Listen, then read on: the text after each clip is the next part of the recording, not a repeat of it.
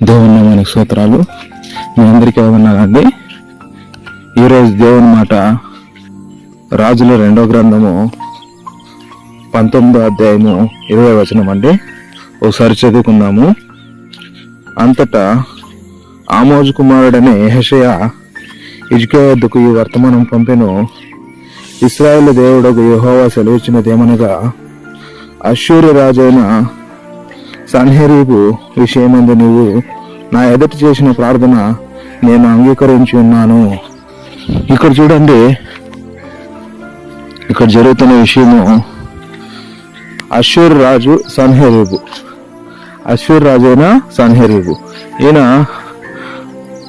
హిజ్కియా కాలంలో అక్కడ ఉన్న తన చుట్టూ ఉన్న ఇజ్రాయెల్ యూదా యొక్క దేశం చుట్టూ ఉన్న అనేక రాజ్యాలను జయించాడనమాట.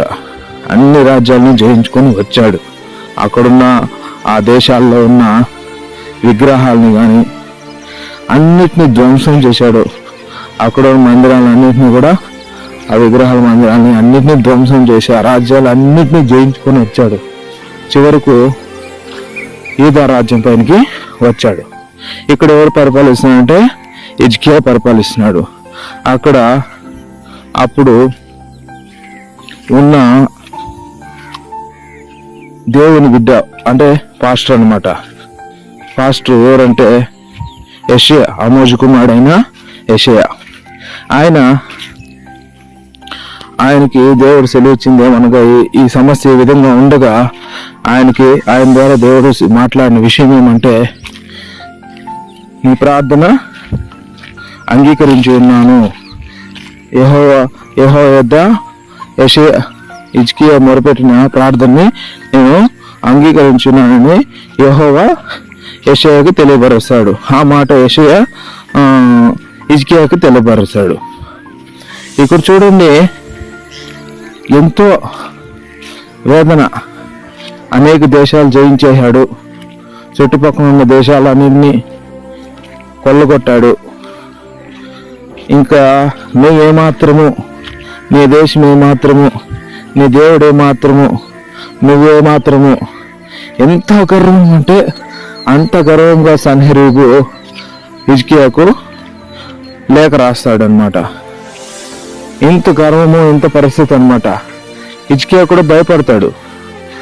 చూడు ప్రభా, ఎంత గర్వంగాని ఆ లేఖ రాసిన లెటర్ని ఎత్తుకోపోయి దేవుని సన్నిధిలో పెట్టి ప్రార్థన చేసి, అలాంటి ప్రార్థన చేస్తున్నప్పుడే అప్పుడు దేవుడు వెలిగించేది. కాబట్టి ఒకసారి మీరు జ్ఞాపకం చేసుకోండి, ఇలాంటి పరిస్థితులు మీ జీవితాల్లో, మీ కుటుంబ జీవితాల్లో అంతా అయిపోయింది, నా పరిస్థితులే, ఇంకేమీ లేదు, శత్రువు అన్ని ద్వారాలు మూసేసినాడు, ఏ ద్వారము తెరవబడలేదు, నేను ఆ అధికారి దగ్గరికి పోతే, ఆ ఎమ్మెల్యే దగ్గరికి పోతే, ఆ మంత్రి దగ్గరికి పోతే, ఇంకొక దగ్గరికి పోతే, అన్ని చోట్ల అయిపోయింది. అన్ని చోట్ల నా ప్రయత్నాలు అన్నీ అయిపోయినాయి.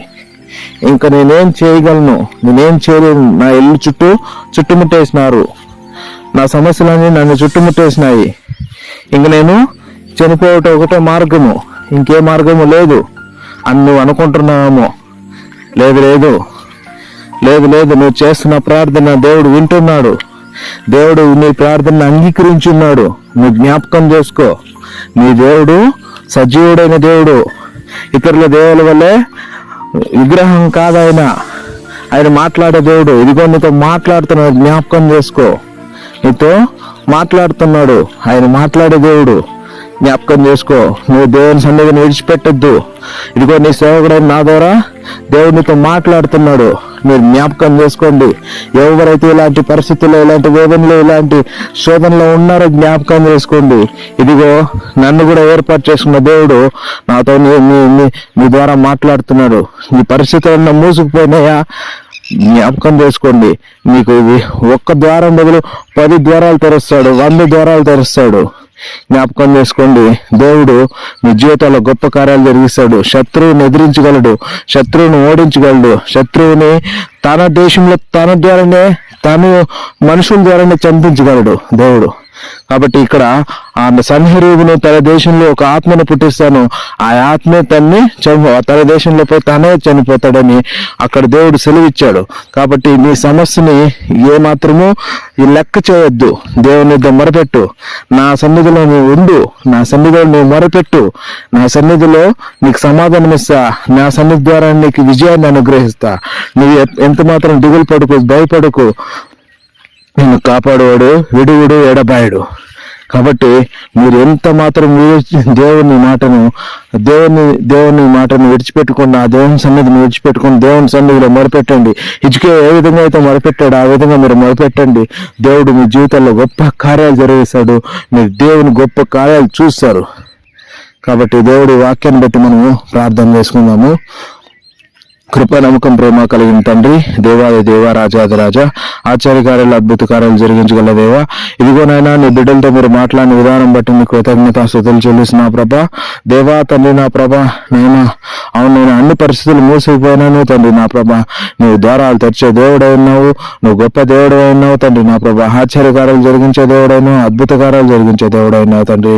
ఇదిగో నీ బిడ్డలు ఎవరైతే ఇలాంటి పరిస్థితుల్లో ఉన్నారో అయ్యా, ఆ బిడ్డలు మీరు ఆదుకోండి అయ్యా. మీకు అనేక ద్వారాలు వాళ్ళకి తెరవండి నాయన.